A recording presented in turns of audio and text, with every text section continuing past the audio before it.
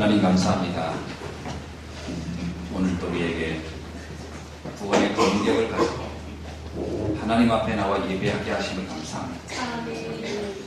오늘 주시는 말씀이 우리의 인생에 반드시 성취될 하나님의 언약이 되게 하시고 그것을 믿음으로 붙잡고 누리는 귀한 시간 되게 하옵소서. 오랫동안 살아오면서 내 안에 나도 모르게 각인되어 있는 오래된 불신앙의 상태들이 완전히 이 시간 말씀을 듣는 중에 사라지게 하시고 때로는 굳어있는 자갈밭 같고 가시덤불 같은 나의 심령이 옥토로 바뀌는 시간이 되게 하시고 그 안에 하나님의 말씀이 힘겨져서 30배, 60배, 100배의 결실을 얻는 비밀의 축복의 주인공이 되게 하옵소서. 이 시간 주의 말씀을 들을 때 성령께서 내 마음을 붙잡아 주시고 믿어지는 은혜, 깨달아지는 축복이 있게 하옵시고 이 말씀이 누려지게 하옵소서. 그리스도이신 예수님의 이름으로 기도하옵나이다. 아멘. 서로 인사합시다. 축복의 자리에 잘 오셨습니다.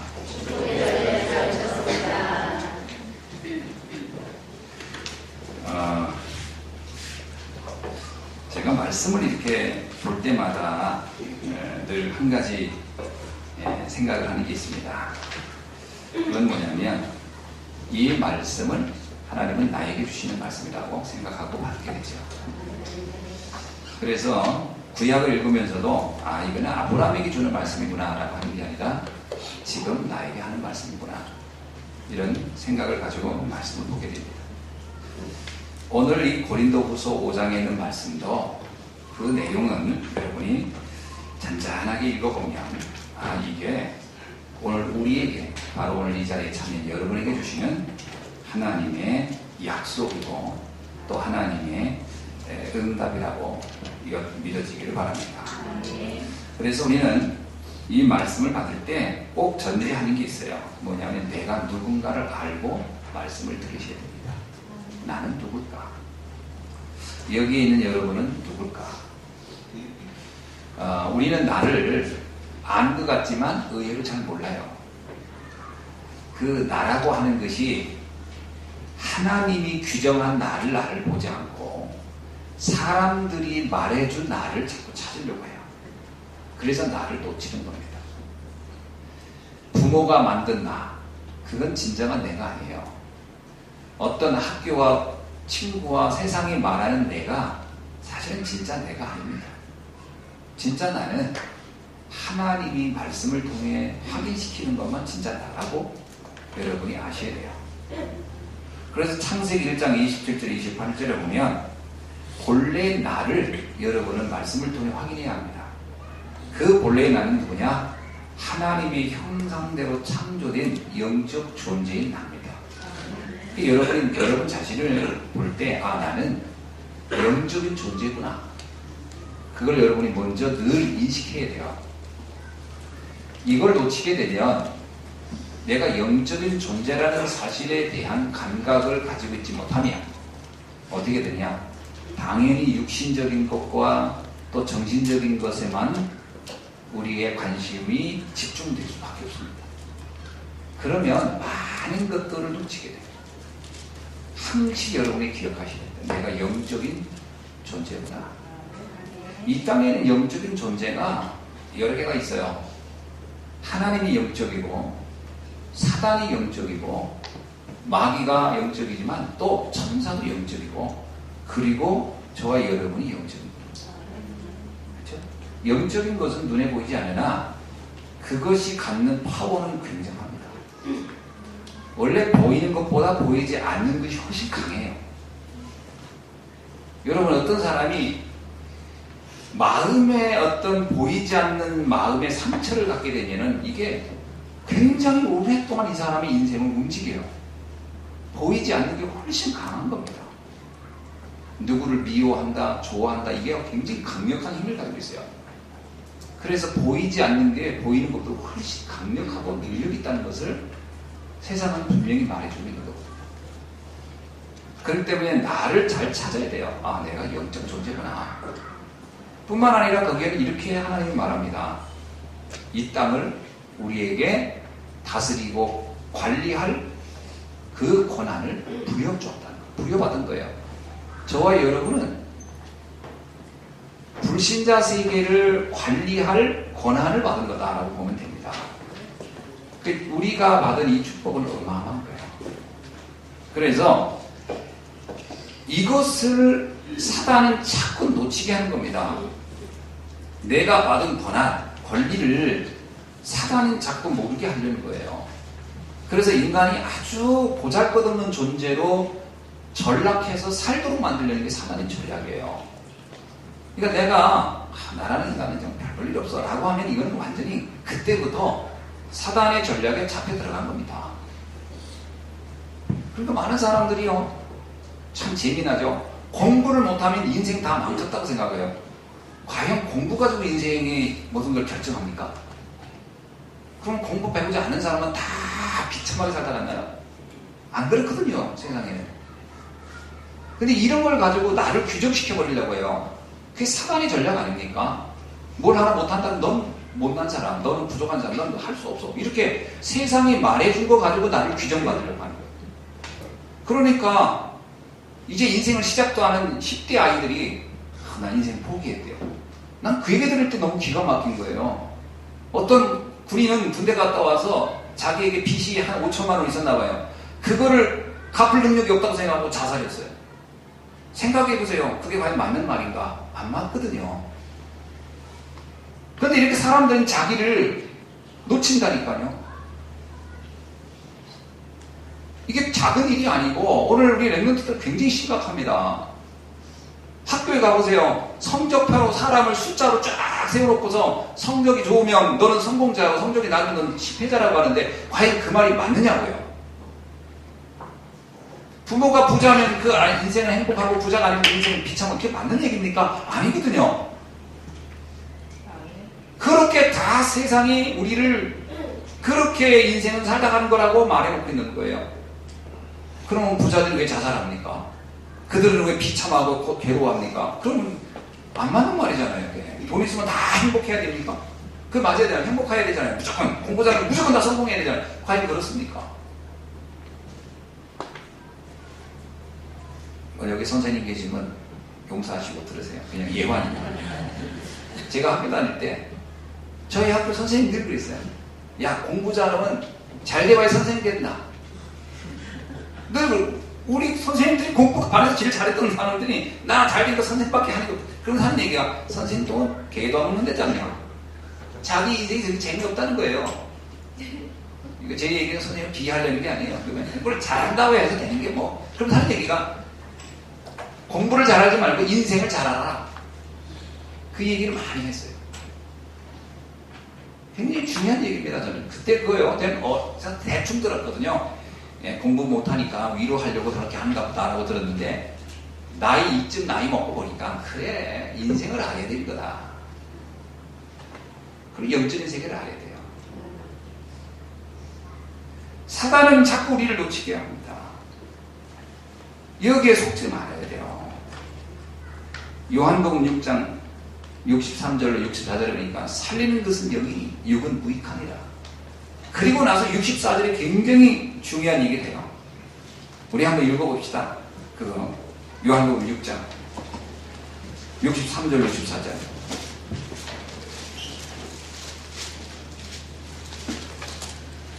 살리는 것은 영이니 육은 무익하니라. 내가 너희에게 이런 말은 영이요 생명이라. 그 다음에 64절 보세요. 너희 중에 믿지 아니하는 자들이 있느니라. 그렇습니다. 이런 말을 귀담아 듣지를 않아요. 이게 굉장히 중요한 메시지인데 다 육신적인 거 가지고 인생을 살아요. 그래서 마태복음 6장 19절로 34절 보면 오로지 의식주를 위해서만 살다 가려고 해요. 무엇을 먹고 마시고 싶을까? 그래서 예수님이 말하잖아요. 그거 영적인 것 전혀 모르는 불신자들의 인생관이다. 영이 죽은 사람들이 하는 얘기다. 너희는 영이 살려있고 너희는 하나님의 영이 함께하는 사람인데 어찌 그것을 인생의 목표로 삼고 살려고 하느냐. 그의 나라와 의를 보라. 그게 정말 인간답게 살다 가는 거다. 사실 우리가요, 인간의 그 본질을 회복하고 멋지게 살다 가야 됩니다. 많이 가지고 있는 게 인간다운 게 아니고요. 하나님이 나에게 주신 그 영적인 세계로 회복하고 살다 가는 것이 가장 인간다운 거예요. 먹는 것만 가지고 살다 가는 존재라고 한다면 돼지와 인간이 뭔 차이가 있겠습니까? 돼지가 얼마나 잘 먹어요? 살도 비등등찌게. 그게 삶의 목적이 아니잖아요. 그게 사람들 농담으로 그냥 먹기 위해서 산다. 그래서 나는 먹는 맛집 탐방만. 맛집을 탐방하는 게 나쁜 건 아니지만 그걸 그냥 어쩌다 하면 되는 거지. 그걸 인생의 목표로 두고 산다? 비참한 겁니다. 그렇지 않았습니까? 인간에게 주신 하나님의 가장 존엄한 것은 영적인 데 있는 것이다. 그걸로 회복하고 누리고 가야 할 줄 믿습니다. 그건 나의 가치를 찾아야 돼요. 나의 가치를 성경은 이렇게 얘기합니다. 베드로전서 2장 9절에서 너는 하나님이 택한 족속이다. 나이가 누구냐? 하나님이 선택한 사람이다. 아멘? 여러분, 나를 하나님이 선택한 사람이다. 여기서부터 나의 존재를 여러분이 발견해요. 그것은 뭐라고 하냐? 너는 왕 같은 존재요. 사단의 권세를 결박할 수 있는 왕 같은 존재요. 어떤 재앙도 결박할 수 있는 제사장 같은 존재요. 지옥의 배경을 결박할 수 있는 선지자 같은 존재가 바로 나라는 거죠. 그래서 잘 보셔야 됩니다. 내 인생은 질그릇 같지만 아닙니다. 그 안에 어마어마한 가치인 보배가 있는 겁니다. 그게 나예요. 겉으로 봐가지고는 아이고야 뭐 어떻게 환경이 이러냐, 너 사는 게 어떤 일이냐, 너는 왜 돈도 없냐, 이렇게 뭐 머리도 안 좋냐 말을 할 수 있습니다. 그건 그릇이에요. 그릇, 질그릇 같은 거예요. 그 안에 보배가 있는 겁니다. 하나님의 자녀라는 보배. 그러면서 말씀하기를 너는 빛 속으로 들어온 자라. 빛 속으로 들어온 자라. 이사야 60장에 보면 세상이 다 캄캄으로 덮여있다라고 하잖아요. 세상은 다 어둠이 있는 겁니다. 그런데 하나님 우리 보고 뭐라고 해요? 너는 그 캄캄함에서 빠져나와서 빛 속에 있는 자라. 우리가 이 땅에 살지만요, 우리는 전혀 다른 세계를 보고 사는 사람이라고 생각해야 돼요. 그래서 불신자들을 보고 부러워한다? 어둠 속에 있는 거예요. 불신자들 보고 막 두렵고 막 대단해 보이고 한다? 어둠 속에 갇혀 있는 거예요. 요셉이 어둠 속에 갇혀 있었으면 일단 형들한테 팔려가는 순간부터 그는 헤매기 시작했을 겁니다. 내 인생은 끝났구나. 그가 어둠 속에 갇혀 있었더라면 노예로 가서 보디발 집에 사는 동안에 그는 비참했을 거예요. 내 인생은 이제 망했어. 그런데 그는 그렇게 생각하지 않았어요. 그는 그 성경의 기록을 보면 알지만 여호와의 신에 이렇게 감동된 자를 본 적이 없다. 이 말은 무슨 말이에요? 너는 지금 내가 알 수 없는 정말 놀라운 뭔가를 누리고 있구나. 굉장한 뭔가 행복을, 기쁨을, 감사를 네가 누리고 있구나. 그게 도대체 뭐냐? 이렇게 본 거예요. 어둠에서 빠져나서 빛 속에 있는 사람이라. 캠프 중에 제일 중요한 캠프가 자신 캠프입니다. 나를 비추는 거지. 내가 어디에 있느냐. 베드로전서 2장 9절에 분명히 말하잖아요. 어둠에 있던 너를 끄집어냈다는 거예요. 그리고 넌 빛 속에 있다는 거예요. 생명의 빛, 창조의 빛 속에 있는 것이 구원받은 하나님의 자녀인 줄로 믿습니다. 잊지 마셔야 돼요. 오해하게 되죠. 무슨 뭐 창조의 빛이 있는데 왜 이렇게 사는 게 힘드냐는 거예요. 그렇게 오해할 수 있습니다. 그건 착각이에요. 그게 과연 나를 망하게 할 것이냐? 아닙니다. 잘 보세요. 그게 과연 나를 정말 비참하게 하고 나를 과연 가장 가치없는 인생을 만드는 일일까? 아닙니다. 잘 보세요. 거기에 어마어마한 하나님의 숨겨진 축복과 하나님의 응답이 그 속에 다 들어있는 줄로 믿습니다. 요셉이 노예랑 죄 속으로 가지 않았더라면 그가 그렇게 빛나는 존재인 것이 잘 드러나지 않았을 겁니다. 원래 빛은 어둠 속에 있어야 빛이 나는 거예요. 그죠? 세상이 온통 캄캄하니까 그 요셉의 삶이 더욱 빛나는 거예요. 어둠이 가득하기 때문에 하나님의 자녀의 삶이 더욱 빛나게 되는 줄로 믿습니다. 그래서 뭐라고 해요? 만민이 너에게로 몰려올 것이다. 너의 빛을 보고 너에게 올 것이다.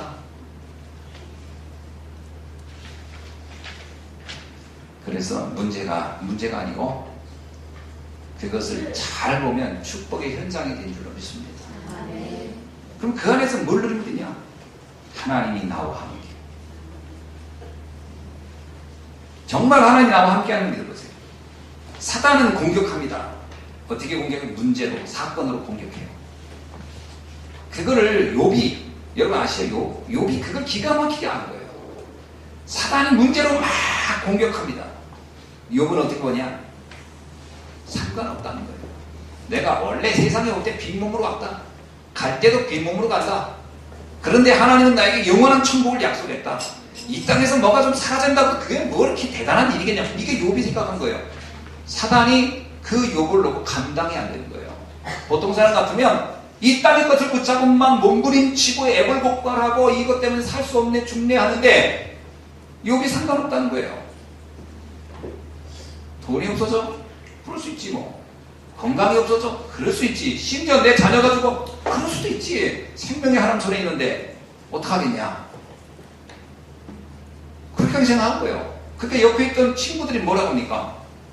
막 욕을 욕합니다. 네가 인간이냐고. 인간이 어떻게 이렇게 살 수 있냐고. 너 뭔가 잘못한 게 있으니까. 너 뭔가 문제가 있으니까 이런 일이 온 게 아니겠냐고 막 책망합니다. 욥이 뭐라고 합니까? 그렇지 않다는 거예요. 욥의 아내가 뭐라고 합니까? 욥한테. 아이고 참 기가 막히다 이 인간아. 그러면서 이게 제가 여기서 붙인 말이에요. 욥이 부인이 한 거예요. 하나님을 저주하고 자살해 죽어라 이놈아. 이렇게 얘기했어요. 자기 남편한테. 너무 속도 없다 이거지. 여러분 근데 욥은 봤어요. 문제가 아니라는 거예요. 여러분 문제에 잡히지 않기를 바랍니다. 하나님이 함께하는 비밀을 누리길 바랍니다. 그럼 사단이 어떻게 돼요? 사단이 저점에서 떠나야 돼요. 여러분이 문제를 붙잡고 막 해결하려고 몸부림칠수록 사단은 내가 거기에 잡혀있다는 알 때는 그걸 더 공격합니다. 근데 여러분이 그것을 전혀 상관없이 하나님의 은혜로 상관없다 할 때 사단이 공격을 멈추게 되는 거예요. 그래서 예수님도 얘기했어요. 우리가 정말 죽으려 하면 살게 되는 거고 살려고 하면 죽게 되는 거죠. 여러분 다니엘 보세요.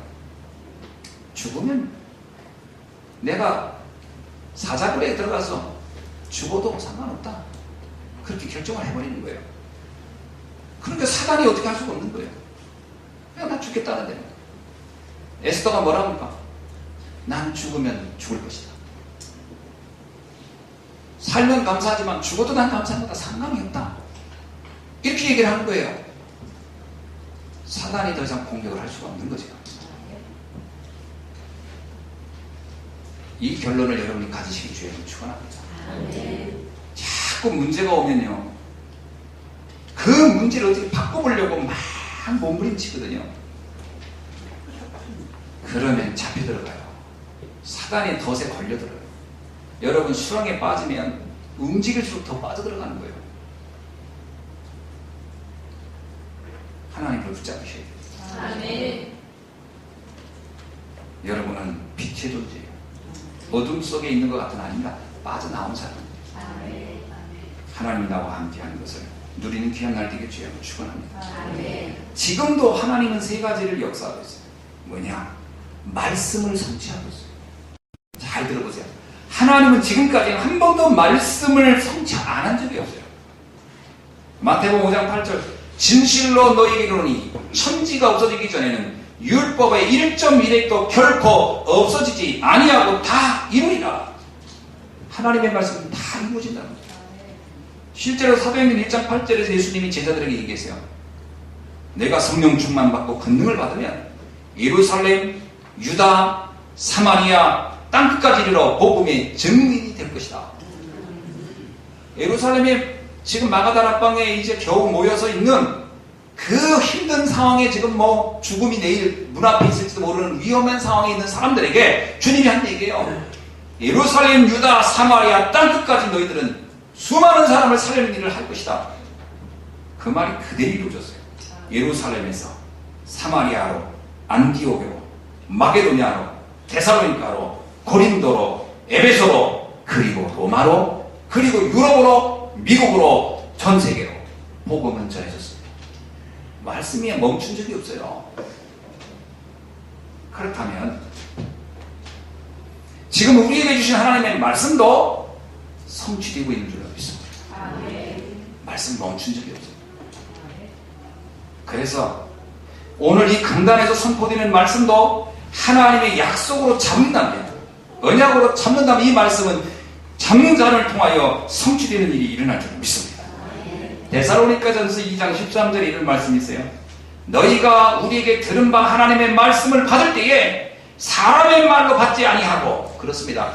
설교를 사람의 말로 받으면 그 순간 이미 끝난 거예요. 사람의 말도 뭐 대략 힘이 있잖아요. 그러나 하나님의 말씀과 비교할 수 없겠죠.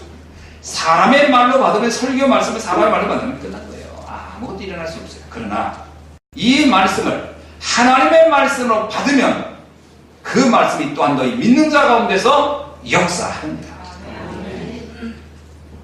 오늘 하나님의 말씀을, 강단의 말씀을 하나님의 말씀으로 믿어지는 은혜가 있기를 주의 이름으로 축원합니다. 말씀은 성취되고 있어요. 두 번째, 기도는 응답되고 있어요. 에레미야 33절 2절로 3절을 보세요. 이를 행하시는 여호와, 그것을 만들어 성취하시는 여호와, 그의 이름을 여호와라는 이가 이같이 이르시도다. 너는 내게 부르짖으라. 내가 네게 응답하겠고 네가 알지 못하는 크고 은밀한 일을 네게 보이리라. 아멘. 홍해 앞에 이스라엘 백성이 다다랐어요. 백성들은 당황하기 시작합니다. 죽었구나. 앞에는 강이고, 앞에는 바다고, 뒤는 애국 군대가 죽이러 쫓아오는구나. 그때 백성들은요, 기도라고 하는 것을 알지 못해요. 이 기도가 얼마나 어마어마한 능력이 있는지를 몰라요. 다들 모세를 원망하면서 얘 죽었구나 합니다. 그때 모세가 얘기합니다. 너희는 조용히 여호와께서 오늘 우리에게 어떤 일을 하는지를 기다려라. 기도하라는 겁니다. 많은 성도들이 당황하고 두려워하고 염려하고 걱정을 잘하는데, 하나님이 이 문제 속에 어떤 계획을 가지고 나를 이곳에 보내셨으며 이 문제가 왜 우리에게 일어났는지, 그것을 통한 하나님 축복이 어떻게 일어나는지 그걸로 기도하지 않아요. 기도가 시작되길 주의 이름으로 축원합니다.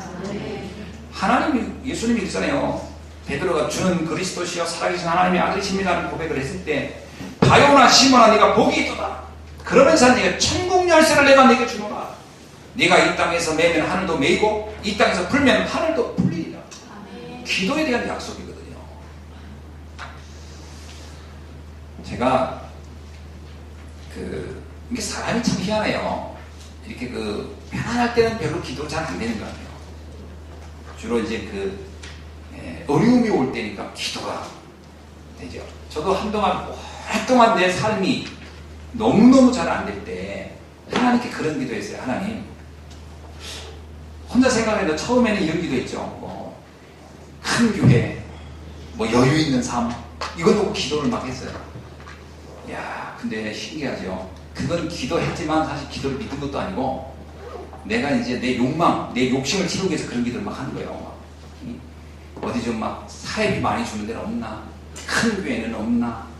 나 좀 막 알아주는 데는 없나? 막 그런 걸 놓고 기도를 막 했는데, 기도도 아니지, 막 그냥 욕심이지. 그러다가 안 되면 막 하나님 원망하고, 말이야. 그러다가 안 되거든요. 내가 안 되니까 이제 인간적인 방법을 쓰기 시작하는 거예요. 여기저기 막 사람들한테 막 부탁하고 사정하고 막, 옛날에 그랬다니까. 그러니까 되는 것 같아요. 드디어 막 나한테서 요청이 오더라고. 왜? 막 여기저기 막 사정을 해놓으니까. 야, 진짜 기가 막히죠. 교회를 이전하기, 그러니까 옮겨가기 하루 전날 다 얘기됐어. 다 얘기돼가지고, 야, 됐다. 이제는 드디어 이제 고생 끝, 행복 시작이다. 혼자 이제 생각하면서 오고. 그때 하루 전날 밤에 전화가 왔어요. 오지 말라고. 이야, 그때 정말 당황되대. 나는 이미 떠난다고 다 얘기한 상태에서 갈 곳이 없어진 거예요. 왜? 우리 교회에 다른 목사님 오게 돼 있고 나는 가야 되는데, 쉽게 말하면 이사로 얘기하면 나는 여기 떠난다고 해놓고 올 사람 다 이사 날짜 다 잡아놓은 거예요. 근데 갈 곳이 오지 말라니까 공중에 딱 떠버린 거예요. 야, 그때 내가 목사다운 목사가 좀 되고 싶습니다. 그 기도를 그때 했던 거예요. 그게 아니면 전 목회를 접겠습니다. 지금 내가 뭘 잘 먹고 잘 사는 것을 향해 이렇게 하는 게지, 내가 스스로도 되게 부끄럽더라고요. 내 자신에게도 슬프더라고, 내 인생이. 야, 내가 사람들 붙잡고 사정하고 막 비유 맞추고 돈도 없으면서 막 다 긁어 모아가지고 하는 것이 내가, 내 자신이 비참하고 슬픈 거야. 내 인생이 너무 슬픈 거야. 그래서 이렇게 살면 안 되겠다. 그리고 또 그런 걸 놓고 기도할 때 하나 느끼는 게 뭐냐면, 기도에 힘이 안 나요. 왜? 내가 알거든. 내가 지금 내 욕심 때문에 하는 거지 하나님이 기뻐하는 기도가 아니라는 걸 내가 아기 때문에 기도해도 힘이 안 나. 그때 처음으로 기도가 제대로 된 거야. 목회자는 목회자 되고 싶다. 하나님, 그런 목회를 좀 저는 알고 싶고, 그런 영을 살리고 사람들에게 정말 꼭 필요한 말씀을, 필요한 것을 전할 수 있는, 이 복음도 잘 모르면서 그런 기도를 한 거죠. 그리고 났는데 완전 몸이 이제 그러고 나서 생각이 딱 비워지더라고요. 이제 당분간 그러면 이제 제가 이제 믿었던 건 처갓집이에요. 그때 믿었던 처갓집이야. 짐을 큰 장롱은 다 팔고, 아니 판 것도 버려야 돼. 쥐가 다 구멍 뚫어가지고, 쥐가 구멍 뚫어가지고 장롱이 보고 다 팔고, 그리고 나서 이불 같은 거 웬만한 버리고 묶어가지고 처갓집에서 부탁하고, 그리고 나서 숨을 돌린 다음에 그 다음에 뭘 할 건지를 생각해야 되겠다. 그때는 그랬어요. 왜냐면 우리 처갓집에 애들 너무 이뻐하고 막 그래가지고 들어가면 그냥 우리 아이들이 손자고 하니까 막 할머니 할아버지 너무 이뻐하니까 얘를 앞세우고 가면 그냥 쫓지는 않겠지. 이런 이제 나는 계산을 하고, 진짜 마음을 딱 빈 상태예요. 이제 더 이상 어디를 갈 수도 없지. 오라는 사람도 없고. 그런데 딱 3일 안에 비워줘야 되니까 3일을 진짜 어떻게 해야 될지, 처갓집 전화를 어떻게 해야 되나, 그리고 혼자 생각하고, 진짜 멘붕이 되니까 그때 집사람하고 둘이서 오토바이 있었어요. 오토바이 빌려 타는 오토바이 타. 그래서 저수지로 가. 그게 저기 백곡에 있는 저수지가 있어. 저수지 옆에 앉아가지고 물을 이렇게 바라보면서, 야, 갈 데가 이렇게 없구나 우리가. 애는 있는데 이런저런 이제 야, 이 나이에 진짜 기가 막히다. 내가 집 하나 없고 갈 데도 없고, 야, 인생이 어찌 이러냐. 너무 슬프기도 하고 참. 그런데 기도를 뭐 하나님께 이제 그런 게 못하겠더라고. 자존심이 있어가지고.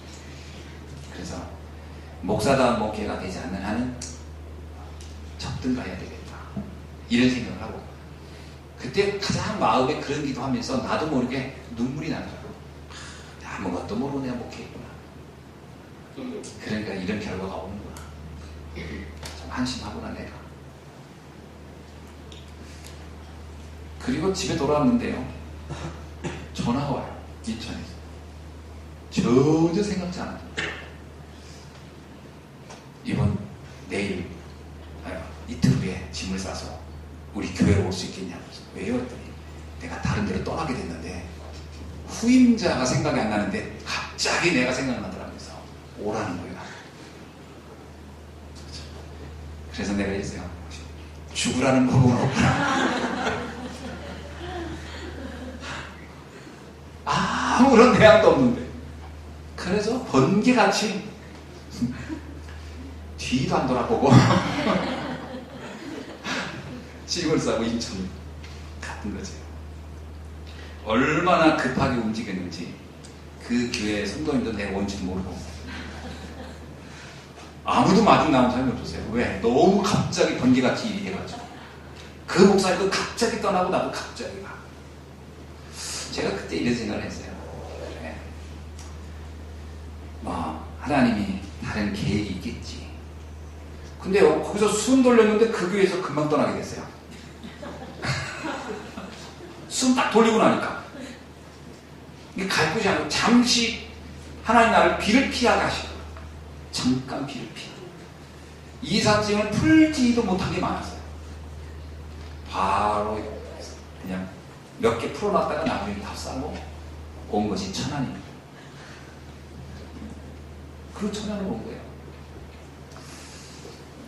그리고 여기 와서 제가 그때 했던 기도 응답을 몇 년 만에 받았어요. 진짜 목회는 이거구나. 이걸 하다 가는 거구나. 오직 복음만 전해야 할 것이 나의 사명이구나. 얼마나 그날 행복했는지 몰라요. 그때 혼자 우리 집사람하고 저 하는 얘기니까 이제 우리 두 사람이 이 복음 알고 나니 어디를 가도 상관이 없다. 그러면서 결론을 딱 내렸습니다. 큰 교회를 간다 어디 이건 말이 안 되는 거고 하나님이 가라면 사막이라도 난 가겠다. 그리고 그곳에서 나는 주의 일을 하다 죽을 것이다. 그러면 되는 거 아니야. 아 마음이 딱 비어지더라고요. 그 길로 지금까지 달려왔습니다. 제가 왜 그러냐?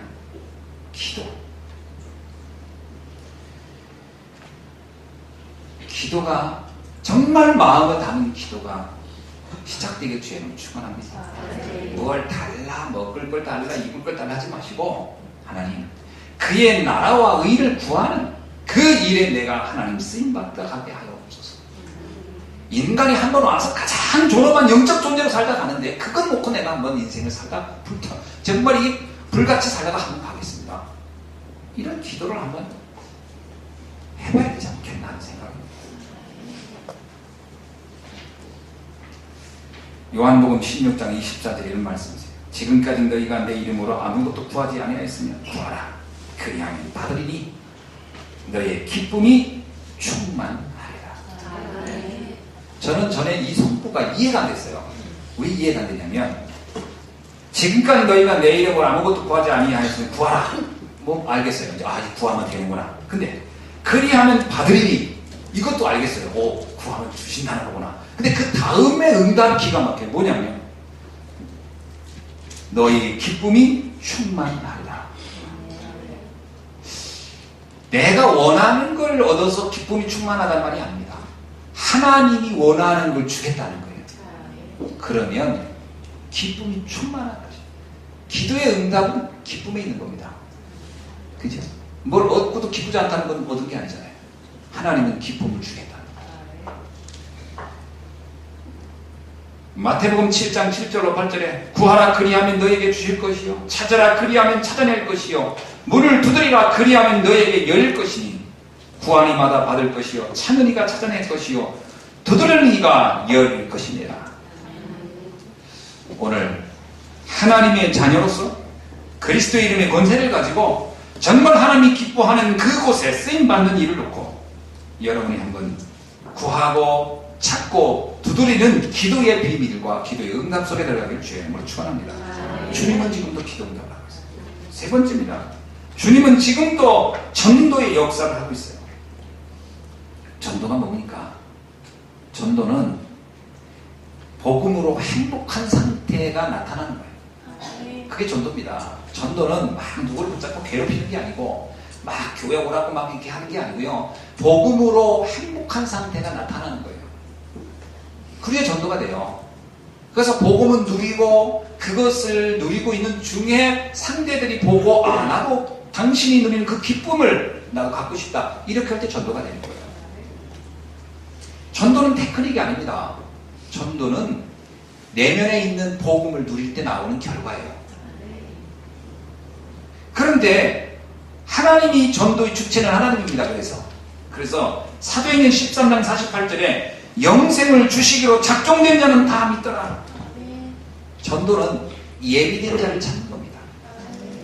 그래서 어떤 사람을 붙잡고 막 설득해서 전도가 되는 건 아니에요. 설득하지 마세요. 설득하면 하는 사람도 힘들지만 듣는 사람은 더 힘들어요. 듣기 싫어 죽겠는데 붙잡고 막 예수 그리스도 들으라고 하면요 진짜 그거같이 힘든 게 없어요. 그래서 저는 요즘 이런 생각을 해요. 우리가 전도를 한다고 할 때, 복음을 전한다고 할 때, 과연 예배되지 않은 사람을 붙잡고 기대를 갖는 게 맞는 건가? 저는 요즘 그런 생각 많이 합니다.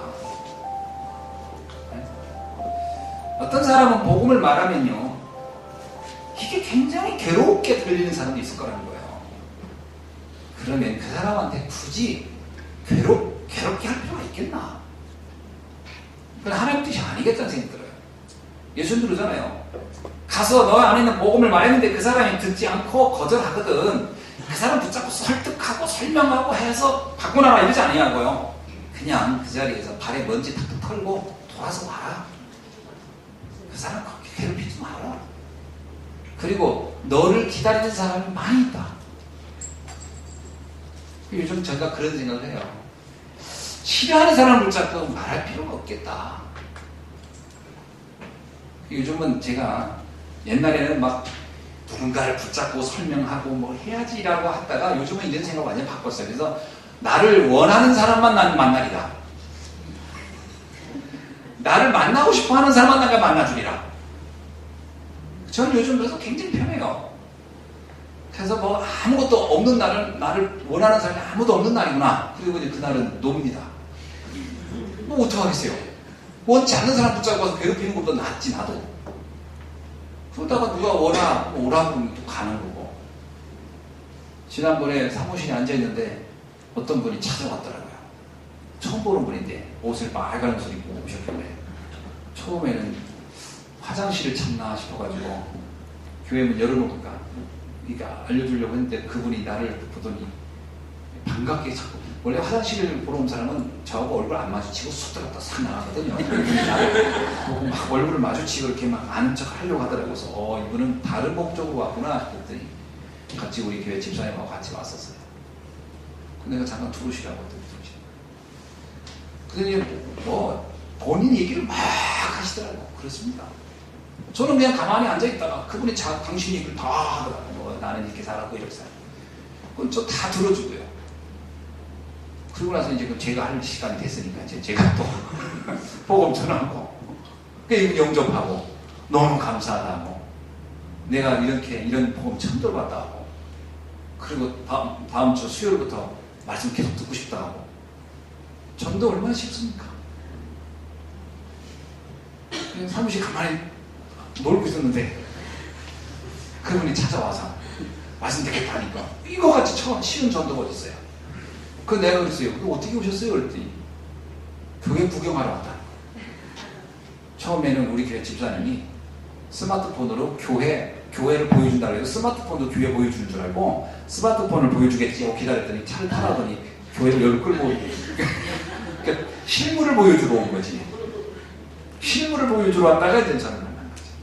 뭐 말씀드리라 이런 얘기 한 것 같지도 않아요. 교회 보러 가자.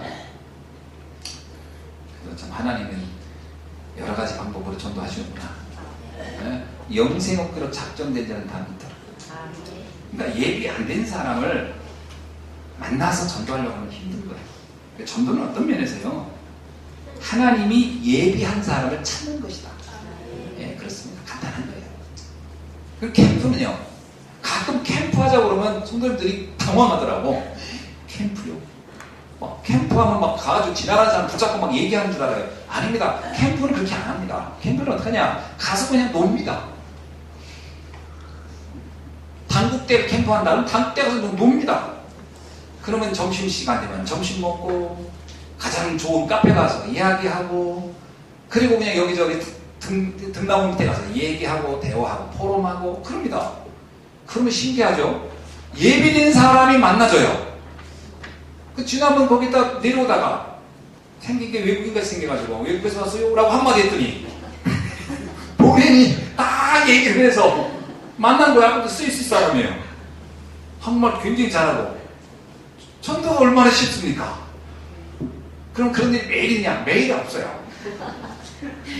여러분 매일 산에 가서 매일 금을 찾아온다. 금이 아니지. 금 같은 건 가끔 찾아야 되는 거잖아요. 다이아몬드를 가끔 찾는 거지 매일 찾습니까? 뭐 저기 그 삼상캐러 가는 그 신만이가 매일 가서 참삼을 안 캐요. 한 달에 한 번 캐든가 1년에 도뿌리 캐든가. 근데 그 도뿌리 캐가지고 팔면 1년간 먹고 살고 다 그런 거죠. 그러니까 전도가 그런데 이제 혹시나 하고 계속 가는 거지. 산이 좋아가고 혹시나 하고 가는 거지. 응답은 하나님이 주시는 거예요. 그렇죠? 그 캠프 걱정, 교회에서 캠프합시다. 그러면 염려 하나 없어. 이번에 그 탈북자 캠프를 위해서 뭐 김장 이렇게 해서 하자고 하는 얘기를 연락이 됐어요. 그러면서 하는 얘기가 낙이원에서 나라사랑 거기에서 절임 배추 해서 양념 다 해서 포장해가지고 그리고 그 탈북자 중에서 김치를 담아달라고 하는 사람 요청만 하면 무료로 가서 담아주는 거예요. 다 가지고. 나한테 전화가 온 거예요. 천안에 두 사람이 신청을 했대요. 탈북자 2명이. 그럼 하는 얘기가 목사님 그냥 그 신청을 하래 우리 교회가. 그러면 낙이원에서 우리 교회에다 김치하고 양념을 보내준대. 딱 보내주면 여기서 그분들이 여기 찾아온대. 알아서 자기 김치 우리가 담아주니까. 그러면 우리 성도님들이 2-3명이 앉아서 비벼가지고 속만 넣어서 케이스 담아서 주면은 그분들이 가져가면 되는 거라는 거야. 그 대신 천천히 넣으래. 속을 천천히 가능한. 그러고 넣으면서 옆에서 메시지를 하래. 그럼 이 사람들은 이제 김치 다 될 때까지 기다려야 되잖아. 앉아서.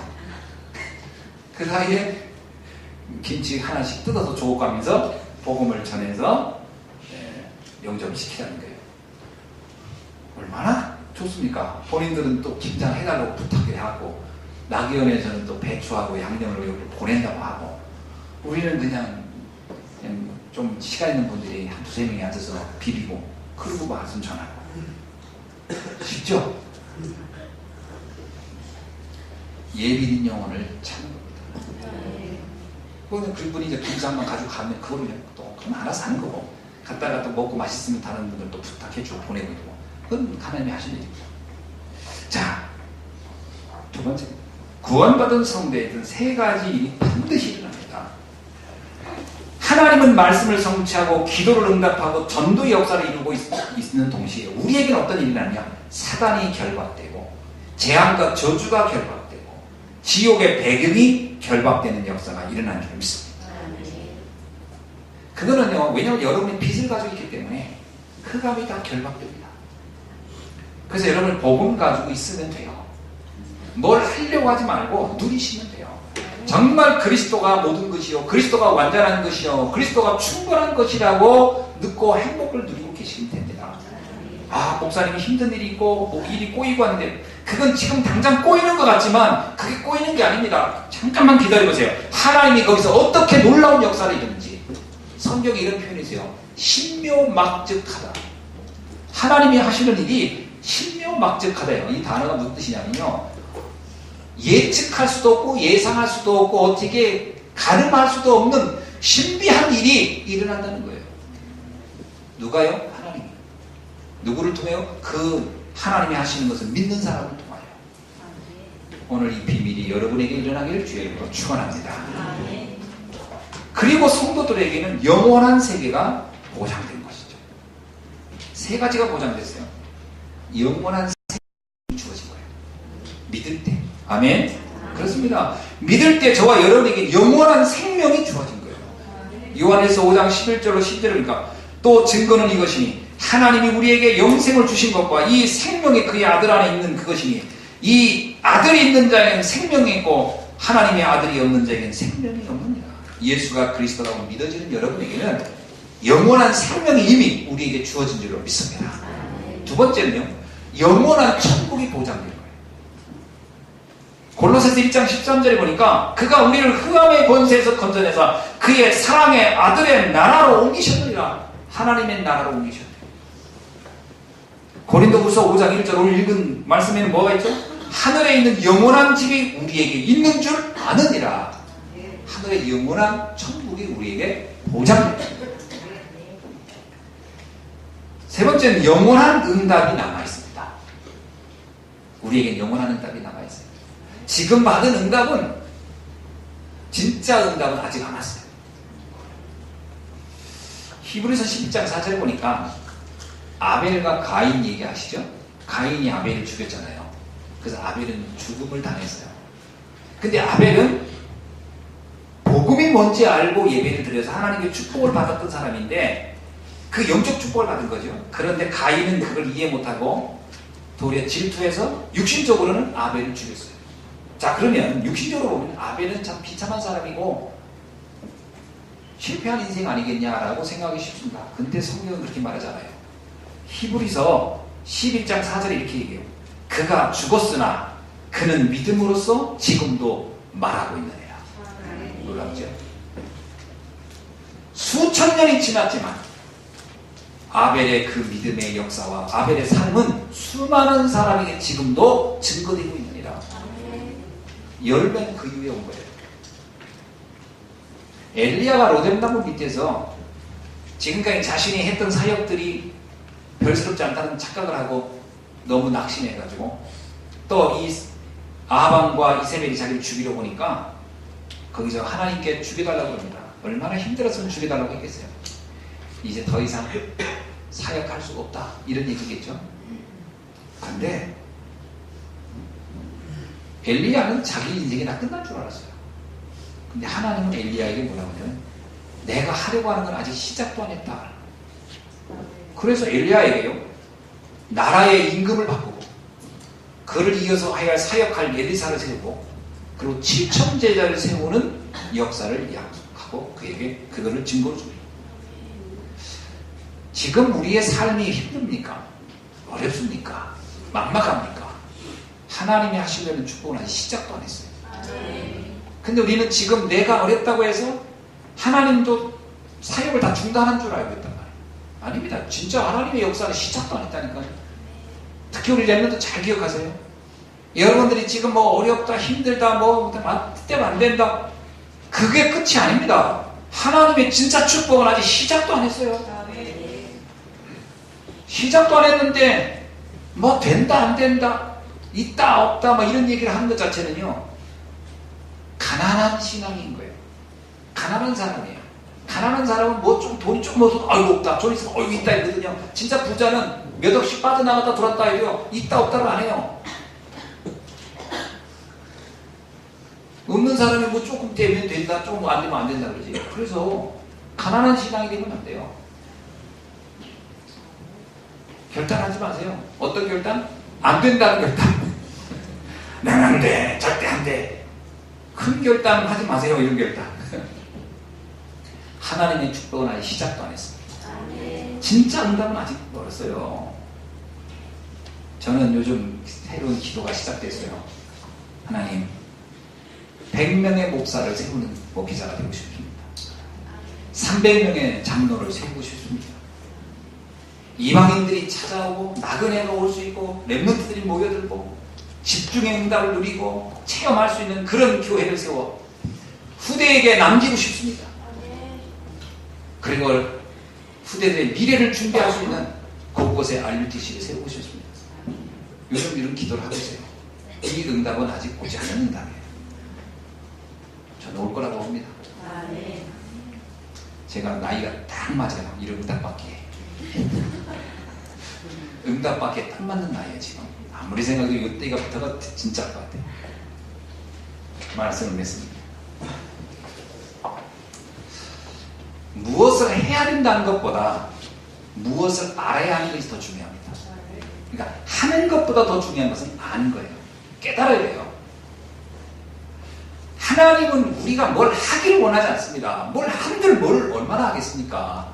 막말로 모세 보고 홍해 앞에서 니들이 건너가려고 노력해봐. 할 수 있는 게 뭐가 있겠어요? 그게 중요한 게 아니고요. 알아야 돼요. 하나님이 우리를 인도하시는구나. 이걸 알면 돼요. 하나님은 우리를 망하게 하지 않는다. 알면 돼요. 지금 뭔가를 하려고 하지 말고 깨닫기 바랍니다. 하나님은 여러분에게 무슨 행동, 액션을 취하기를 원하지 않고 알기를 원해요. 뭐래요? 진짜 응답은 아직 기다려 있다는 것을. 절대로 지금 상황 때문에, 환경 때문에 불신앙하지 않기를. 지금 문제가 있다고 해서 나는 안 되겠구나 이런 생각하지 않기를. 알기를 바라요. 뭘 알기로? 하나님은 우리를 가장 중요한 시간에 가장 중요한 응답을 놓고 준비하고 있다는 것을 알기를 원해요. 하나님은 여러분을 이 시대에 재앙 막는 일에, 시대에 위기를 막는 일에 쓰임받기를 원하고 있는 줄로 믿습니다. 주님은 그걸 준비하고 있다. 그래서 이 모든 것이 하나님의 은혜로 주어지는 거죠. 내가 뭘 해서가 아니고요. 그리고 이건 믿을 때 누려집니다. 그래서 주님이 그래요. 마지막에 내가 너희들에게 뭘 했느냐, 어떤 일을 얼마나 많이 했느냐 안 본다 그랬어요. 내가 마지막에 너희의 믿음을 보겠노라. 정말 알고 있느냐는 거예요. 그리고 성령의 역사와 인도를 따라가는 삶이 되기를 축원합니다.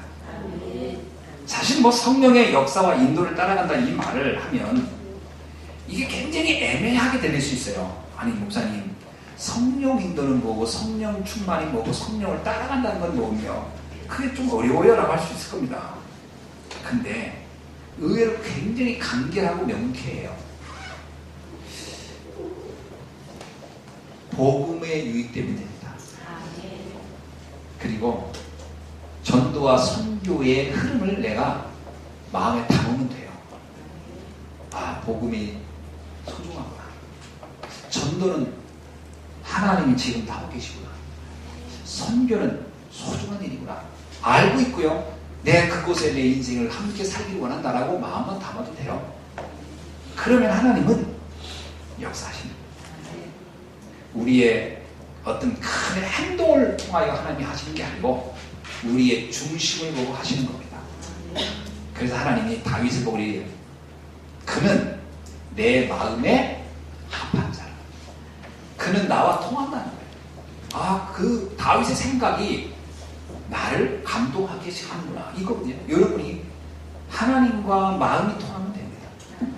이것이 성령 인도받는 가장 좋은 방법이고 성령 충만의 가장 좋은 방법이죠. 이 응답이 오늘 날마다 일어나기를 주의 이름으로 축원합니다. 기도하겠습니다. 하나님 감사합니다. 오늘 주신 말씀을 통하여 세계복음화의 완벽한 시간표 속에 우리를 불러주시고 세워주시고 인도하여 주시는 것을 감사합니다. 아버지 하나님, 이제는 내가 말씀 따라가는 하나님의 자녀 되게 하시고 하나님이 약속한 영원한 축복의 비밀을 누리며 하나님이 하시는 응답을 누리게 하옵소서.